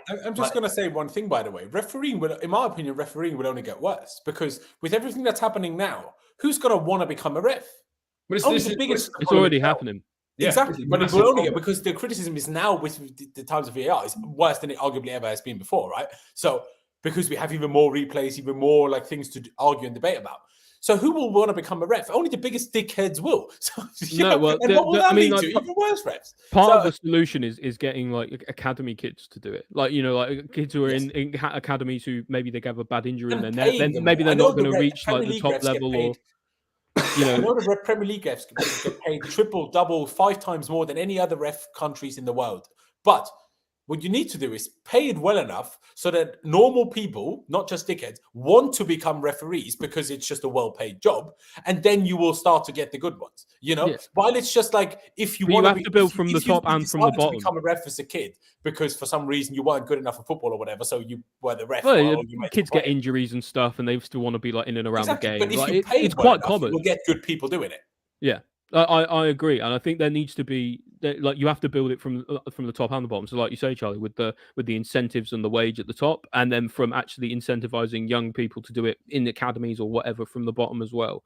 Like there needs to be a pipeline for that of people who can almost get funneled into the into the referee pipeline, who can then, if they want to, go on and ref big games and do all the rest of it and really succeed. And we need to see people like pushing behind that. But at the moment, it's that same sort of like cronyism kind of culture we've got where like there isn't much mobility for change because all the best people are at the top already and nobody's getting an opportunity to do anything and come through, or people aren't getting demoted when they struggle. And so as a result, you're not going to get any mobility. You're going to get the same guys who have been struggling to referee for the past 5 years continuing to struggle for the next 5 and the 5 after that. So unless you get some mobility there, and it all comes back to what we're talking about with accountability and all the rest of it, until you get that, nothing's going to change. Exactly. And it's almost like when they take a ref off one weekend or 2 weekends, it's almost like they see it as like a player getting sent off. But it's not the same though, is it? No. That's just going to be a different ref. You don't just have a different player. Mykhailo Gusto was suspended. We had Reece James injured, so we had a left back. But to be fair, you can't have no ref. Listen, you made a mistake last week, so there's no ref this week. Free for all, guys. Do what you like. At least it would be a free for all. Do you know what I mean? Like the purge. That'd be quite funny at least. Or like the whole, why did Gusto, send him off then. But why is it a 3-game ban? How can it be the same ban as Casemiro choking the other guy? How can it be the same ban? I'm really surprised we didn't appeal it, if I'm honest. We were never going to get that overturned. No, but we shouldn't get it but not even not it should be lowered to a 1-game ban. Yeah, because it was clearly accidental and not foul play. Always free games, though, isn't it? Yeah, now we're getting back into clear and obvious problems. If it's a last man, just like you stopping the last man going through a goal, you only get 1-man ban, 1-match ban. Only if it's serious foul play or dangerous play or dissent. Only then is it 3 games. Aren't all straight reds 3 games? All straight reds are 3 games. I think they can only be lowered on appeal. I think. I think it's not that anymore. I think it used to be because I think either last year or the year before, I learned that if it's like you get sent off because you're the last man, but it's not a bad foul, you just straight get 1-match ban because it depends on their definition for the red card. Like for example, Gusto's was dangerous foul play. Some are dissent, some are violent conduct. Those things straight red. But if it's like a last man tackle or whatever, and that's why you get sent off, then it's not a 3-game ban apparently.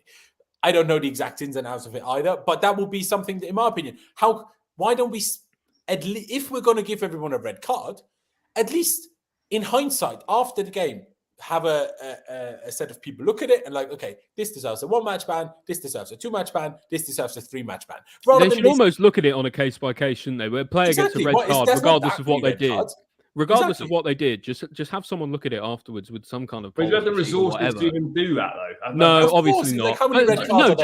No, you could. You need an intern in a chair watching the game. Watching each game after they get played, just looking at the incidents and making a decision. Maybe we should give these refs Google glasses, do you know what I mean? And watch the VAR monitor on the one eyeball while running around on the pitch rather than, running to the side monitor. Who knows? I thought you wanted less tech. So we're going to have referees running around in full mech suits. Serious foul play. Yeah, there you go. Yeah. I'm not sure if there is a full solution to it, I'll be perfectly honest, but maybe and hopefully there will be one day. But yeah, a few other bits and bobs of news that we need to touch on. Axel Disasi now was late, so initially he was not called up to the French squad.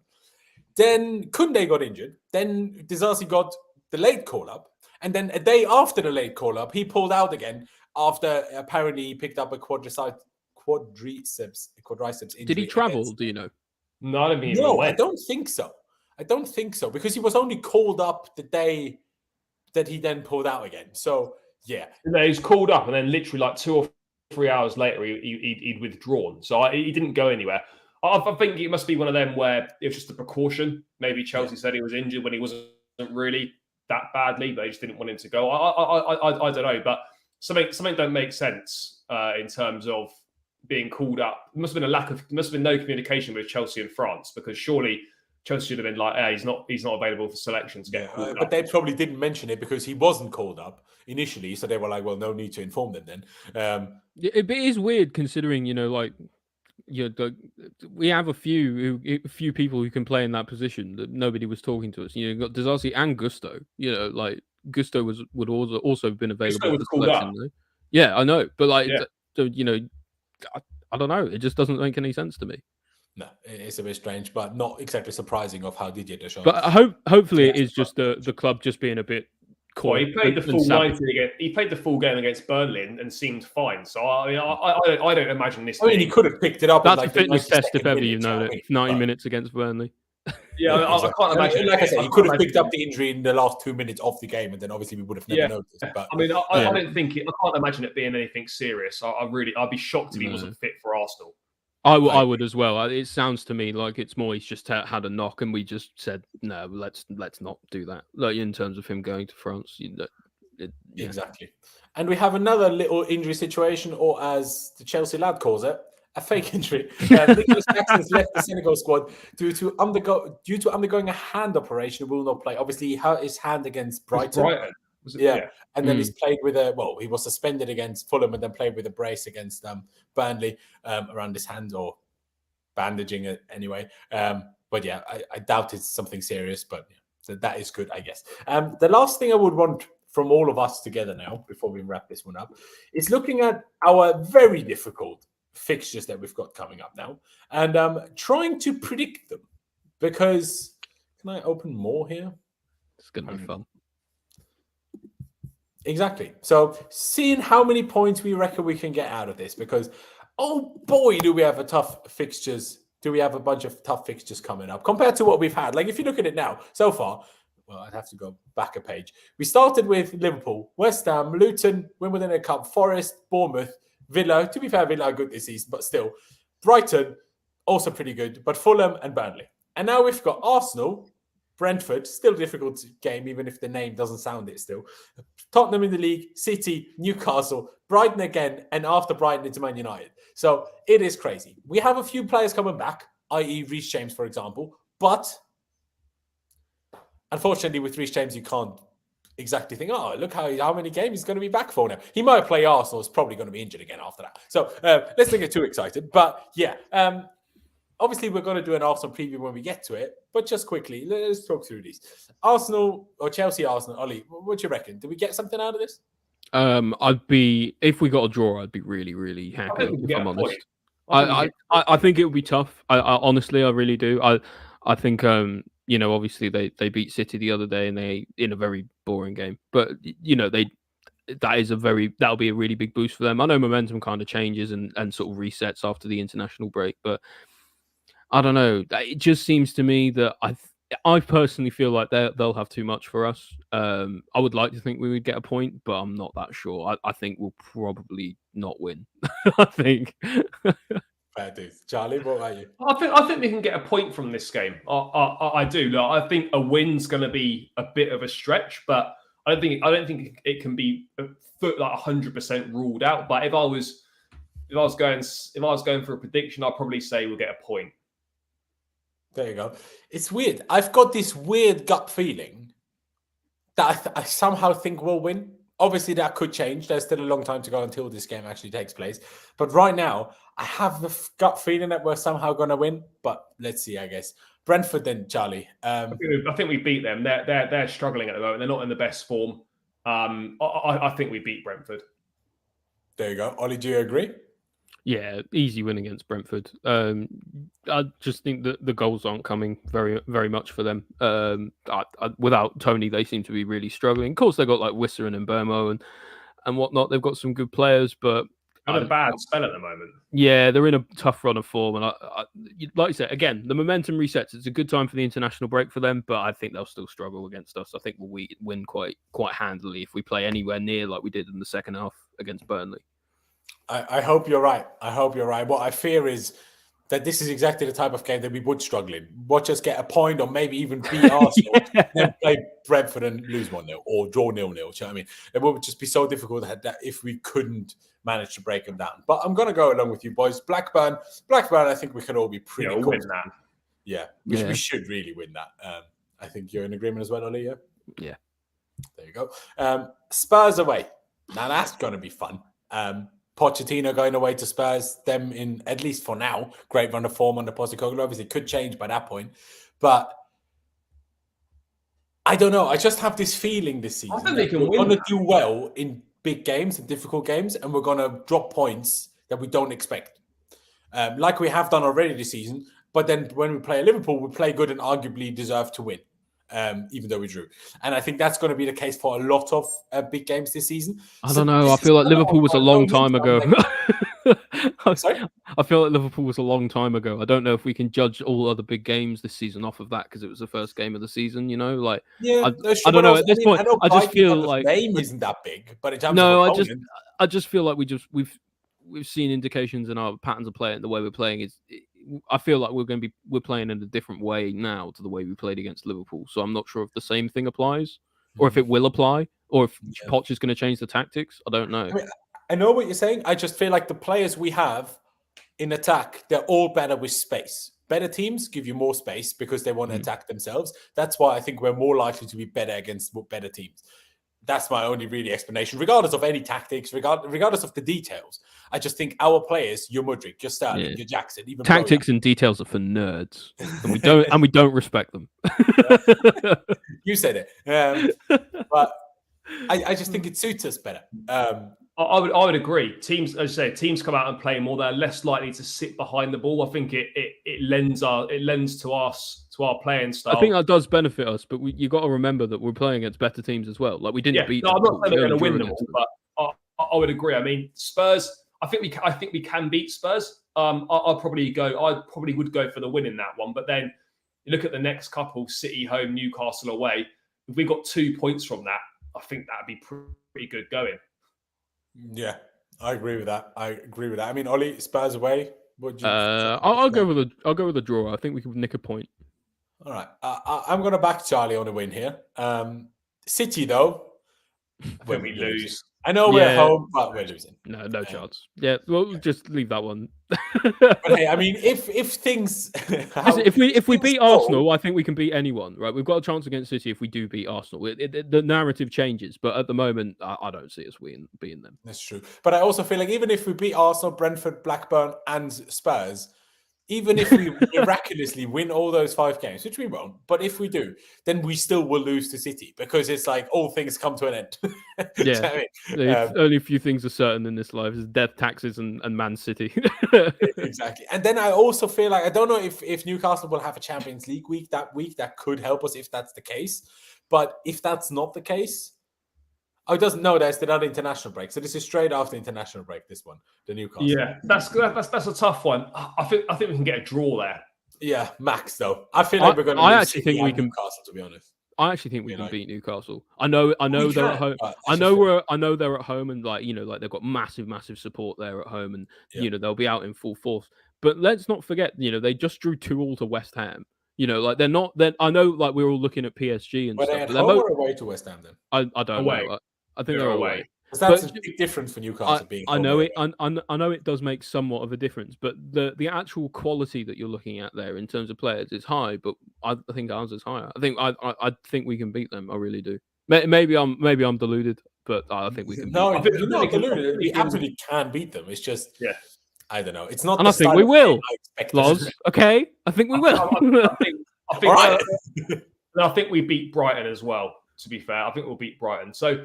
Yeah, I back that. I back that. I think we beat Brighton. So if we're looking at 2, 4, 6 games, is it 2, 3? Yeah, 6 games in the league. Yeah, well, it's 7. Yeah, 6. So there's 18 points available. I think we get about 8 points.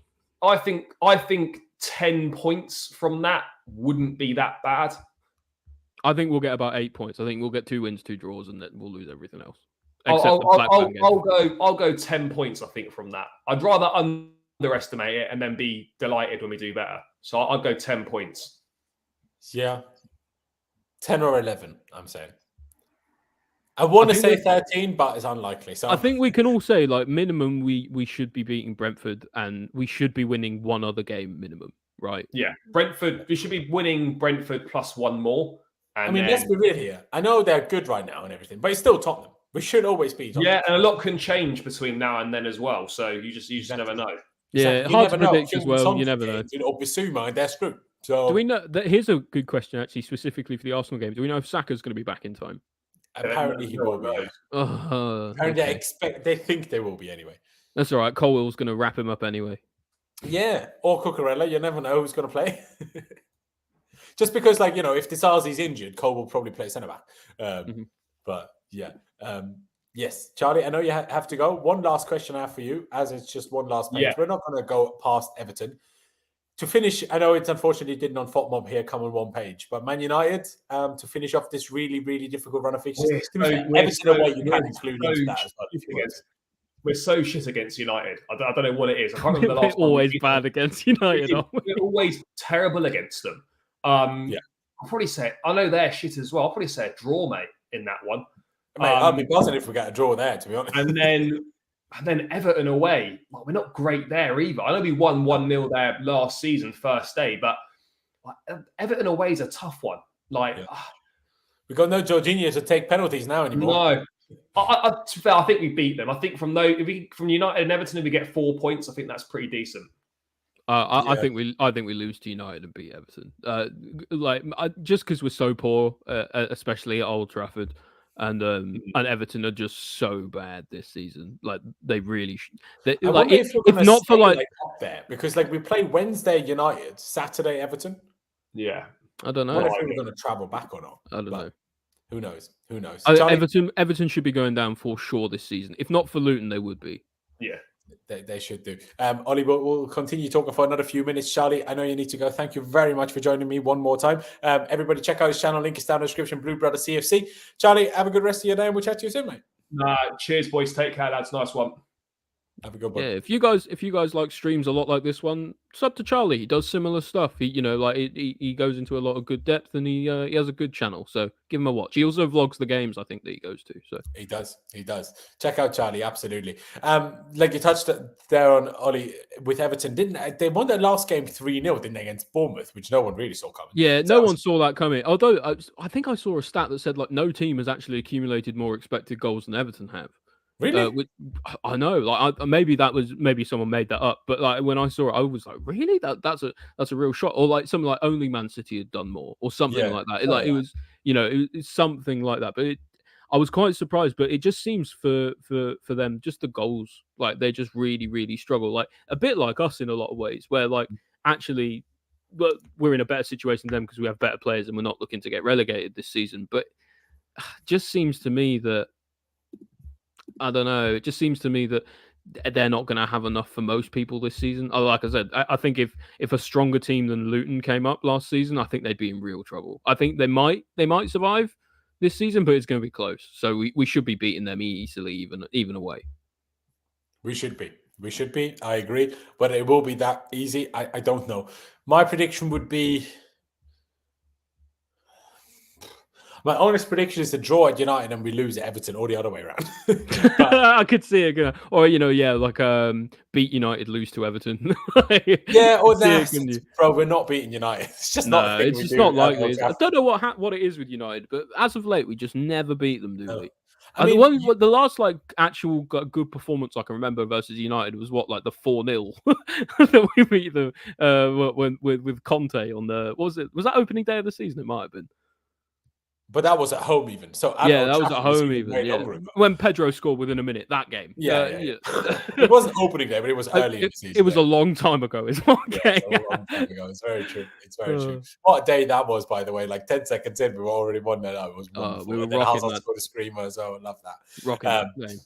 But yeah, it's going to be a tough one. But still, I think we're going to come out of this tough run of fixtures better than a lot of people are expecting, in my personal opinion. I think the thing is Spurs are. I know Spurs are Spurs, but they're literally playing out of their skin at the moment. I just don't see us beating Arsenal. I don't see us beating City. I think Newcastle's 50-50, if I'm honest. And as you said previously about United, it just seems to me that we're just entering a tough run where almost every team we're playing against is at least as good as ours, if not better. I agree. I agree with that. But like I say, I just think it suits us because our defense is good. Our midfield is also good. So, and if it comes to us having to beat teams with our defense and midfield, I think we got a good chance at beating anyone. The problem is when we have opponents sitting back and we have to beat them with our attack. That's when we start to not win. Well, the biggest problem in any of these games against any of the big teams is what happens if we go 1-0 down.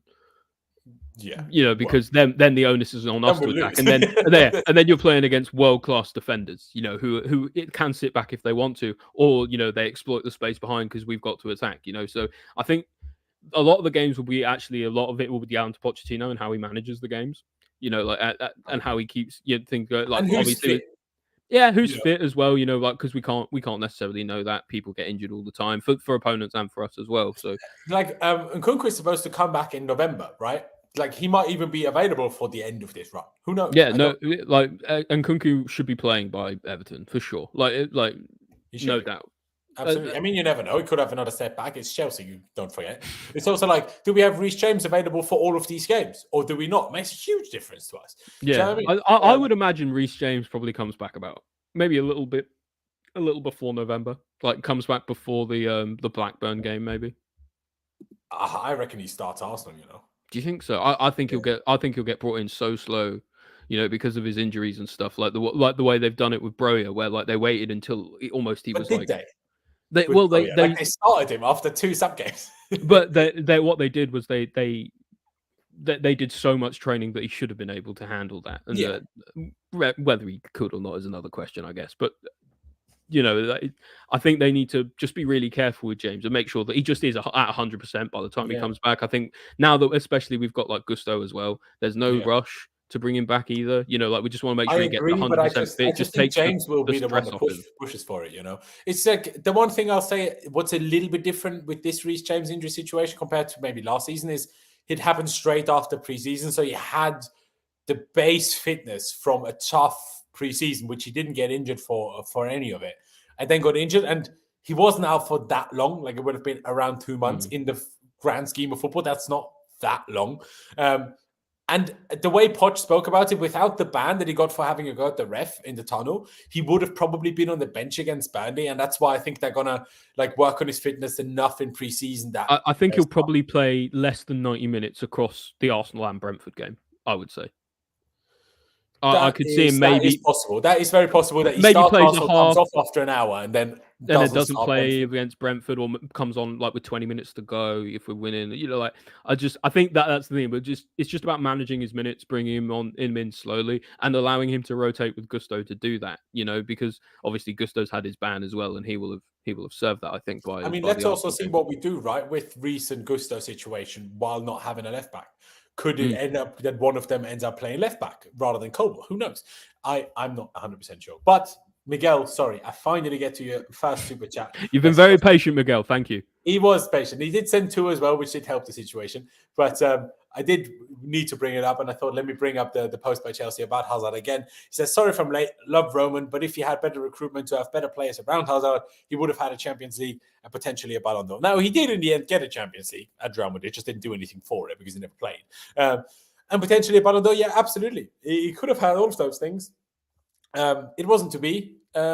It's also, I want to say one thing, and it sounds a bit harsh to say as a Chelsea fan, but with the way Hazard was, how he just wanted to play football for the love and fun of it, Chelsea was like the worst club to ever go to. Yeah, you can imagine a lot of clubs actually where Hazard would have been almost better suited. And I think that's part of the reason actually is why he made such an impact that he did, because he was so good and he was so antithetical actually to the way that we as Chelsea fans kind of expected at that point to be playing and to set up, where we had a very sort of, a bit like now really, where it's all a bit like it's always been, with a real sort of defense first, hard-nosed, hard tackling, a culture of defending and not getting beaten rather than winning games necessarily. And Hazard came in and just really flipped the script on that. Suddenly we had this free-flowing, attacking maestro who could just basically do what he wanted, when he wanted, wherever he wanted on the pitch. Yeah. And I think that's why Chelsea fans actually fell in love with him, because since Zola, there's been nobody like that for Chelsea. And exactly, and arguably there won't be anyone again. No, there probably won't be, or at least for a very long time. It's also like, even if he had Hazard for longer, even if he had Mata for longer, that in itself would have probably done so much for Hazard, because the way it was, Hazard had to be creator and goal scorer all in one.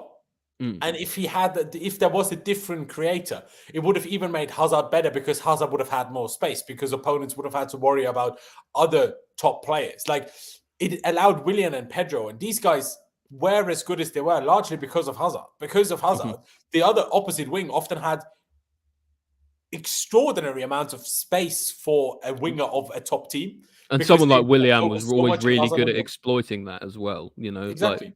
So it really complemented each other. And, Hazard to a certain degree as well is a little bit a product of like his sort of peak powers are a product of his time, because it seems more now that players like him are less and less sort of incentivized to play.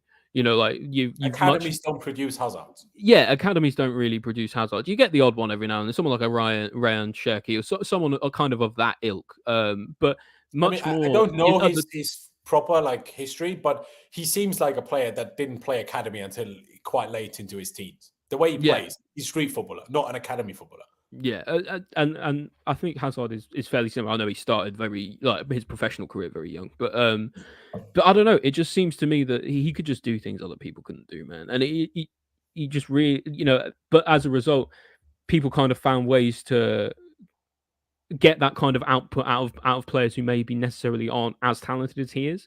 And so you just more so you see the development in teams now of players like Salah, or Werner's a good example as well, like a very direct, almost like what you would call like a left or right forward, rather than, or an inverted winger, inside winger, whatever you want to call them, rather than Hazard and their style of play being much more focused on goal scoring and being direct, rather than Hazard's, which was more focused around, dribbling and playmaking as well as scoring goals, but, never necessarily known for that. It just seems for me that, and that's the reason I say I don't think we'll get another player like Hazard, at least not for a long time, because they just don't make him like him anymore. I know that sounds silly to say, considering that he literally retired yesterday, or the day before, but I haven't seen a player who's even similar to him other than like Messi. That's kind of it, and so with the way that football is going and the trends around it, it just seems to me that we're just not going to see another one. Does Jack Grealish have a hint of Hazard? I think Jack Grealish is kind of a hybrid. He kind of was more like Hazard, especially while he was at Villa. Now, now he's less so that. But. Yeah, he's a bit more a bit more of that kind of direct threat now under Pep, and I guess maybe that's part of it. It's like the best coaches are always going to want their best players to play more direct, because they can get more involved in scoring goals and things. But it does sort of sap away that magic and creativity that someone like Hazard was able to create when he was just allowed to do his thing. And it's very rare that players are sent out there and just allowed to sort of do what they like. And I think it's a testament to Hazard that despite never training basically ever, that that he was able to do that. Exactly. And I think that's also one of the reasons why Barcelona and Real Madrid will always, no matter how great and overpowered in terms financially the Premier League becomes, Barca and Real Madrid will always have that pull power, because there it doesn't work like that. If you are this like incredible creative footballing genius, you are just allowed to be that. And you don't have to be pressing in a system, passing backwards every time you get the ball on the wing. Similar in Italy as well, isn't it? Like the more creative sort of player, someone like Dybala springs to mind. Like, where we talk about, let's be honest. Yeah, like I was going to say that, even we were linked with him in the summertime, and I was excited at the prospect for sure. But I think there were certainly questions about whether he would work in the Prem because of the kind of he player would still have his moments, but he wouldn't be as consistently spectacular as he can be when he isn't so tactically limited. Another good example is someone like João Felix, who personally I'm no massive fan of, but he's clearly doing well now in Barcelona because that's the way the league plays. It's just it wasn't as conducive. Not even the league; those two clubs, those two clubs even specifically. Yeah, they almost foster that kind of culture, don't they? That's the point. And I don't know. Like, so I guess maybe then it's wrong to say we won't see another player like Hazard. Like ever again, but not in the Prem, at least not for the near future, and certainly not for Chelsea, I don't think. Yeah. I mean, you could see someone like obviously Vinicius has to get a lot of goals by now, because obviously now that Benzema left as well, but even before that, he was they needed him to do that. But Vinicius has a hint of that as well, I feel like, in terms of he's not necessarily always the one I always need to go for a goal. He loves the dribble. He just loves the fun of football. I think he is a very effective winger. And I guess maybe the reality is that people talk about the difference between someone like Hazard and Salah, and in truth is the best player is the player who can do the best of both. Is have that really high output and be able to really generate goals consistently and assists, a bit like Vinicius, and also be able to have that free-flowing attacking creativity to be able to create moments of magic that fans will remember forever.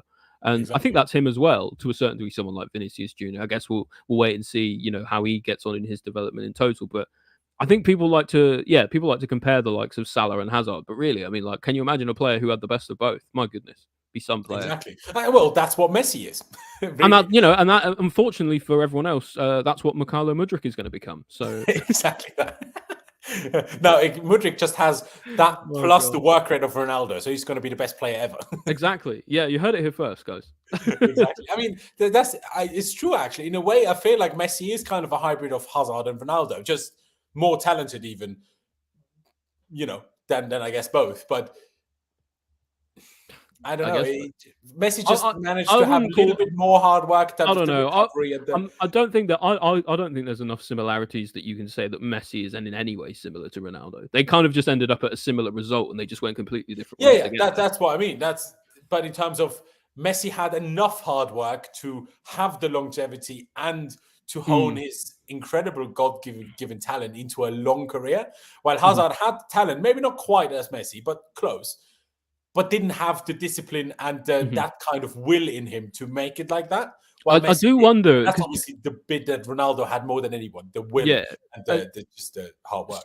Specifically for Hazard, it's always an interesting question to say, what would it have been like if he actually did have more, like a sort of a more of a Ballon d'Or Ronaldo kind of mentality. And in truth, I think what you would see from that is the slight devolution of his power from a player who plays like Hazard to a player who plays more like Salah. Yeah, and not necessarily wrong, probably produce more output as a result. But I think to a certain degree, if he has that mentality, he fundamentally changes as a player. And then he's not Eden Hazard in the way that we knew him, and so I guess the mentality is almost baked into his style of play and the way he played and his attitude and all of that, that I just couldn't see him playing any other way.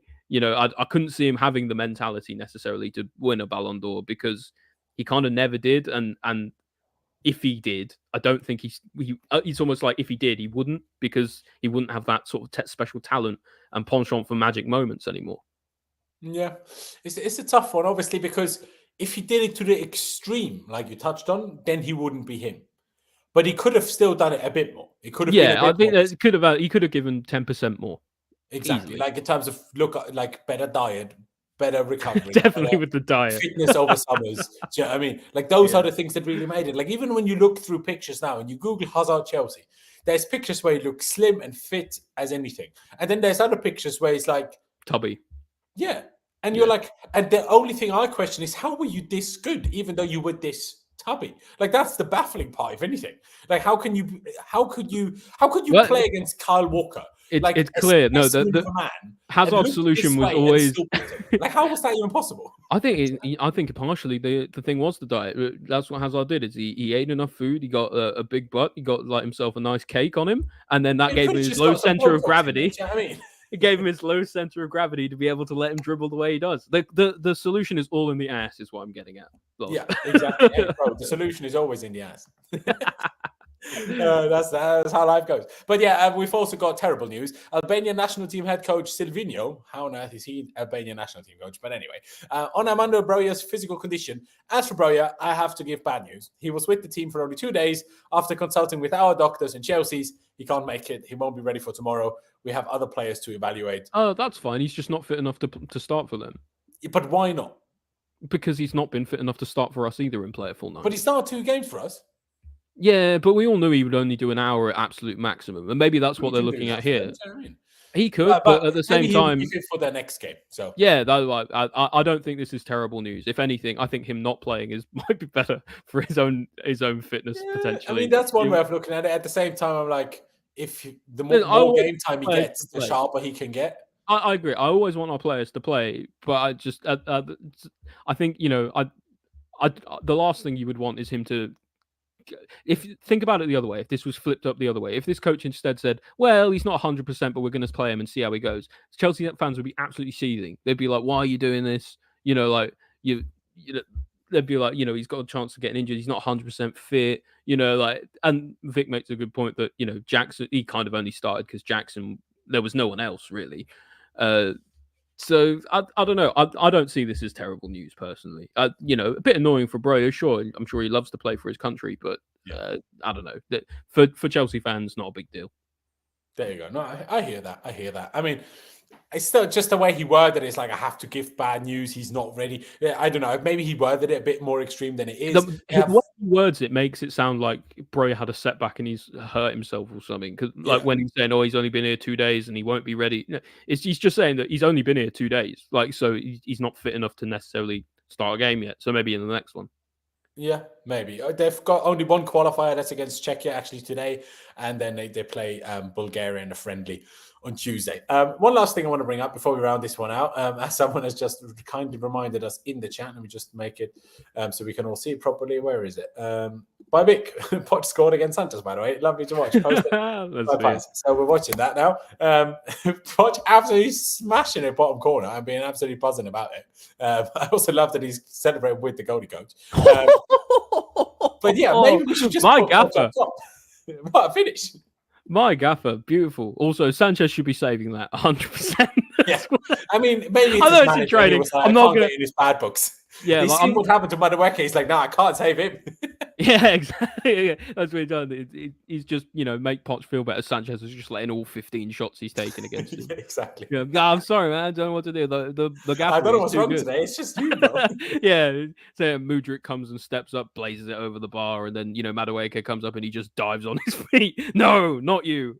Exactly. Only the gaffer. There was also another one which I guess we can bring up. I mean, it's not really. It's translated in Cyrillic rather than Cyrillic rather than English. But yeah, a fan for the Ukrainian national team, Mudryk was asked for a photo, and the fan then said London is red, and Mudryk asked him, "Well, why'd you ask for a picture then?" I do quite like that. It's a good question. Exactly. So big up Mudryk. You know what, Ricky? I'll give you it. Let me bring it up. I'll open it quickly. I've had a stinker. It is what it is. Where is it? Am I logged in or not? I only ever use it on my phone, so trying to figure out how to use this bloody FPL thing on. It's so weird how it's like integrated into the Premier League website. Yeah, it's so strange, isn't it? Yeah, it seems like it should just have its own independent thing, but it just doesn't. I don't understand why. No, it really doesn't. But yeah, I'll bring it up. Where are you at, Ricky? Who's winning at the moment? A guy We had called Flugzeug FC, which just means airplane in German. So I'm not sure why they call themselves that. But anyway, they have Doing well, though. 514 points already. How many points do I have? Bloody 490. Lord. It's not even that far off as I thought, to be honest. But yeah, considering we are 50 exactly, which is quite a satisfying number. Only being 31st, I'm not that happy. But Ricky, where are you? Tell me where you are. Can people still join this league if they want to? They can. They can. Do I have Maybe to code people. somewhere? Maybe we should tell people to do so. But obviously, I'm not sure how the league, like, if they join now, will they just have their points that they've gathered so far, or will they start on 0 in the league? I think it depends on the way the league's set up, because they do like head-to-head leagues, which I guess you wouldn't be able to join. But I guess accumulated points, I don't see why it wouldn't matter. But maybe Exactly. Ricky is Aeroplane FC. Oh, really? There you go. Well, if you want to join the league, ladies and gentlemen, here is the code. If your name's hang on though, Ricky. If your name's Ricky Spanish, why have you written it in German? And why is it Ryan Stuberg? Oh, here we go. It's Are you lying, Ricky? Are you lying and just trying to get the props that you don't deserve? I don't know. It's the same initials, Ricky Spanish. Yeah, Could be the same. it is true. It is true. Do you speak It's his Spanish, favorite Ricky? German word. Okay. It's a pretty good word, to be fair. It's a pretty good word, I guess. Boy. Who's saying that? Clayton. You're 15th. Fire Red is 15th right now. Shout out to you. Doing better than I am. Let's see if we can get any of us that turn up on these streams sometimes. Who's the best one from that? Joel, we see in the chat very often. Shout out him. Damesh, 24th. I swear Mo was doing quite well earlier, but now he's dropped down to 28th. So Damesh is probably just captain Chilwell every week, to be honest. Yeah, how is he still ahead of me then? It's absolutely disgraceful. Can we look at his team? Yeah, Mo was just a few down from Damesh on that one. Yeah, there you go. What are you doing? How does he have this team and more points than I do? Damesh. Talk to us, brother. It's a disgrace. My God, do you love Tottenham? 3 Tottenham players. My God, this is really something. Do you know what? He's not even on the show to defend himself either. This is cruelty. No, I do like this name, but Liam Sawyer, Salt and Kepper. It was pretty nice, like that one. Salt and Kepper is nice. Mudryk's Minions, I like that. I wasn't going to make one this year, so I didn't. But I like my team to be good. Trouble in Paradise. There you go. I called it Holy Bowly, this one. Holy Bowly, love that. That's good stuff. Yeah, but I've had a bit of a stinker this past week as well. I can't even lie. City just let me down. Akanji didn't even start. Alvarez and Haaland both sacked it off. I mean, at least Odegaard with 3 points. But the week before, I had an absolute banger. So, give me some You've had a stinker there, Loz. You've had an absolute stinker. No, I did. There's no way around it. Then again, you've got more points than me because I don't have a team. So There you go. It's been a bit of a mess. But ladies and gentlemen, I think it's about time we wrap this one up. Ladies and gentlemen, please do check out Ollie's socials down in the description below. Ollie J. Carpenter on Twitter, as you can also see on screen, as well as at the Bridge Pod. Both are also linked down in the description, or just copy them off the screen. Whatever floats your boat, suits your boat. I always like to say suits your boat, and then people make fun of me as if I like it. Whatever suits your boat. Yeah, exactly. There you go. Whatever floats your boat. Whatever floats your suit. You know what I mean? Do it whatever way you want. There's no rules. There's no rules, as Mr. Specs would say. But yeah, check out Ollie. Check out, of course, Charlie, if you haven't already. Obviously, he was here until a little bit ago. Subscribe to the channel if you haven't already. That'd be massively appreciated. Hit that like button on your way out. That would be fantastic. And yeah, ladies and gentlemen, thank you guys for watching. Up the Chelsea, upwards and onwards. And we'll see you next time.